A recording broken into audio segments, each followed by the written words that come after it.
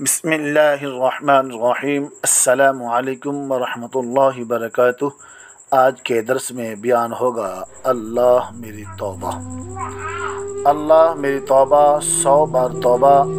فرشتہ میں نہ تھا کہ گناہوں سے بالکل پاک ہوتا، کیونکہ ملائکہ کی فطرت پاکیزگو بے گناہی ہے۔ نسل شیطان سے میں نہیں کہ ہمیشہ گناہوں میں پھنسا رہتا، کیونکہ مخالفت حق پر ہمیشہ کمر بستہ رہنا اسی کا کام ہے۔ وہ خود تو گمراہ ہے، لہٰذا وہ چاہتا ہے کہ ساری مخلوق کو تا قیامت گمراہ کرتا رہے، مگر میں تو آب گل اور تیرے امر کا مجسمہ ہوں، آدم ہوں، اور نسل آدم کا یہی شیوہ ہے کہ گناہوں کو چھوڑ کر تیرے حضور تائب ہوتی رہے اور تیری بارگاہ میں اپنے جبین شوق جھکاتی رہے، کیونکہ میرے پروردگار تو عزیز الغفار ہے، شہنشاہ ارض و سما ہے، بڑا مہربان اور رحیم ہے، بخشش اور کرم کرنے والا ہے، حکمت والا ہے، رؤوف ہے، ہر انسان کے دلی رازوں کو جاننے والا ہے، اپنی مخلوق سے محبت کرنے والا ہے۔ تو ان کا بھی کارساز اور کفیل ہے، جو تجھے مانتے ہی نہیں تو ہمیشہ سے ہے اور ہمیشہ قائم اور دائم رہے گا۔ ہمیں تو ہی زندگی دیتا ہے اور پھر موت بھی تیری طرف سے ہے، مگر تو خود حی القیوم ہے، ماں کے پیٹ میں شکل بھی تیرے حکم سے بنتی ہے، یعنی تو باری المصور ہے، تیری شان عالی ہے اور تیری عظمت بے مثل ہے، جو کائنات کے ذرے ذرے سے عیاں ہے۔ تو ذات و صفات میں یکتا اور ایک ہے، اول بھی تو اور آخر بھی تو ہے۔ جو ہمیں زیر نظر آتا ہے وہ بھی تیری قدرت سے ہے، اور جو ہماری آنکھوں سے پوشیدہ ہے وہ بھی تو ہے۔ تو قاضی الحاجات ہے، تو رب عرش عظیم ہے، تو سمیع و بصیر ہے، تو ستار و غفار ہے، تو ہی مریضوں کو شفا دینے والا ہے، اور تو ہی میرے لیے کافی ہے۔ حمید بھی تو، مجید بھی تو، ہمارے عیبوں پر پردہ ڈالنے والا بھی تو ہے۔ اے اللہ، جب میری زندگی کا ہر طرح کا کارساز تو ہے تو پھر میں ہر طرح تجھ ہی سے اپنے گناہوں کی معافی چاہتا ہوں۔ یا الہی، یہ اولاد آدم بھی بڑی عجیب ہے، جب تیری اطاعت پر آتی ہے تو فرشتے بھی ہیج ہو جاتی ہیں، قدم قدم پر تیرے نام پر جان فدا کرتی ہے، تیرے عشق میں گھر بار مال و دولت گویا کہ سب کچھ لٹا دیتی ہے، مگر جب تیری نافرمانی اور سرکشی پر آتی ہے تو ایسے ایسے گناہ کرتی ہے جو تقاضائے بشریت کو بھی رون ڈالتے ہیں۔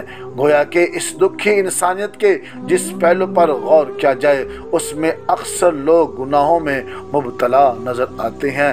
کوئی خدا سے غافل ہے، کوئی کفر و شرک میں مبتلا ہے، کوئی بہتان دیر کو بوجھ رہا ہے، جا بجا زمانے کی شرارتیں سر اٹھائے ہوئی ہیں، کہیں قتل و غارت کا بازار گرم ہے، کئی میخانوں کے ساگر اپنا باطل جوبن دکھا رہے ہیں، کہیں کفر و شرک میں مبتلا ہیں۔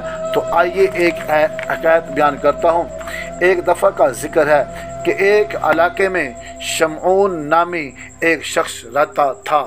ایک بار وہ بیمار پڑ گیا اور قریب المرگ ہو گیا۔ حضرت حسن بصری رحمۃ اللہ علیہ کو اس کی بیماری کا پتہ چلا تو آپ اس کے پاس پہنچے۔ آپ نے دیکھا کہ آگ اس کے پاس سلگ رہی ہے اور وہ آگ کے دھوئیں سے کالا پڑ گیا ہے۔ آپ نے فرمایا، خدا سے ڈر اور مسلمان ہو جا، ساری عمر تو نے آگ اور دھوئیں کی پوجا کی اور دین اسلام کو آزما، شاید خدا تم پر رحم فرمائے۔ شمعون بولا کہ دین اسلام کی صداقت کی کوئی نشانی دکھائیے۔ آپ نے فرمایا، دیکھ تو نے 70 سال آگ کی پوجا کی ہے اور میں نے ایک روز بھی اس کو نہیں پوجا، اب میں اور تم دونوں اس میں اپنا اپنا ہاتھ ڈالتے ہیں اور پھر دیکھتی ہیں کہ آگ کس کو جلاتی ہے اور کس کو چھوڑتی ہے۔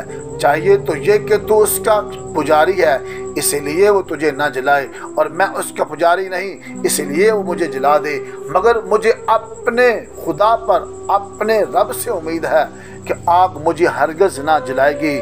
اگر تم میرے خدا کی قدرت اور اس آگ کی کمزوری کو دیکھنا چاہتے ہو तो लो देख लो।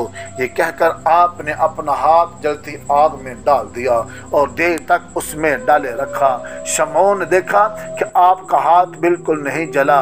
यह मंजर देखकर शमऊन बेकरार हुआ और खुदा की मोहब्बत का नूर उसकी पेशानी से चमकने लगा और अर्ज करने लगा कि अब तक पूरे 70 बरस मैंने इस आग की पूजा की है और अब चंद सांस बाकी है, चंद घड़ियां बाकी हैं, तो इसमें मैं आपके खुदा की क्या ही बात कर सकता हूँ। हज़रत हसन बसरी रहमतुल्लाह ताला अलैह ने फरमाया, तो उसकी फिक्र न कर, कलमा पढ़ ले और मेरा खुदा तुझसे फौरन राज़ी हो जाएगा और पिछले 70 साल की आग की पूजा माफ़ फरमा देगा। शमऊन ने कहा, अगर आप एक इकरारनामा लिख दें कि हक ताला मुझे अज़ाब ना देगा तो मैं ईमान ले आता हूँ। हज़रत हसन बसरी रहमतुल्लाह ताला अलैह ने एक इकरारनामा लिख दिया और शमऊन को दे दिया। शमऊन ने वो इकरारनामा लिया और कलमा पढ़कर मुसलमान हो गया। और फिर हज़रत हसन बसरी रहमतुल्लाह अलैह को वसीयत की कि जब मैं मर जाऊँ तो गुस्ल देने के बाद आप खुद मुझे कब्र में उतारें और ये इकरारनामा मेरे हाथ में रख देना ताकि कल क़यामत के दिन मैं दिखाकर अजाब से बच जाऊं। फिर कलमा शहादत पढ़ा और शमऊन मर गया।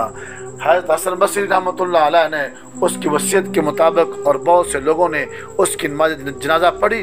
उस रात हज़रत हसन बसरी रहमतुल्लाह ताला अलैह मुतलक ना सोए, यानी पक्के ना सोए और सारी रात नमाज पढ़ते रहे और अपने दिल में कहते रहे कि मैंने क्या किया, मैं तो खुद अपनी जायदाद पर कुदरत नहीं रखता, फिर खुदा के मुल्क पर मैंने कैसे मोहर कर दी और इकरारनामा लिख दिया। इसी ख्याल में सो गए और शमऊन को देखा कि ताज सर पर रखे और नूरानी लिबास पहने जन्नत के बागों में टहल रहा है। और हज़रत हसन बसरी रहमतुल्लाह ताला अलैह ने दरियाफ़त किया, ऐ शमऊन क्या हाल है? उसने कहा, आप क्या पूछती हैं? हक ताला ने मुझ पर बड़ा फजल फरमाया है और एक बहुत बड़े महल में उतारा है और अपना दीदार भी अता फरमाया है और जो जो मेहरबानियाँ मुझ पर फरमाई हैं मुझ में ताकत नहीं, मुझ में सकत नहीं कि बयान कर सकूँ। ऐ हसन बसरी, अब आपके ज़िम्मा कुछ बोझ ना रहा, आपका इकरारनामा बड़े काम आया। अब ये लीजिए अपना इकरारनामा, क्योंकि अब इसकी ज़रूरत नहीं। ये क्या कर वो इकरारनामा उसने हज़रत हसन बसरी रहमतुल्लाह अलैह को दे दिया। हज़रत हसन बसरी रहमतुल्लाह ताला अलैह जब बीदार हुए तो वो इकरारनामा उनके हाथ में था। हज़रत मोहतरम, जब इंसान सच्चे दिल से गुनाहों से ताइब होता है तो अल्लाह ताला उसके गुनाह माफ़ फरमा देता है, और अगर कुफ्र और शिरक से सच्चे दिल से ताइब होकर वो इस्लाम का दामन थाम ले, अल्लाह रब्बुल आलमीन उसके पहले वाले सारे गुनाह माफ़ फरमा देता है। अल्लाह रब्बुल आलमीन की बारगाह में दुआ है कि हमें गुनाहों से बचने की तौफीक अता फरमाए और सच्चे दिल से तौबा करने की तौफीक अता फरमाए। वमा अलैना इल्लल बलाग।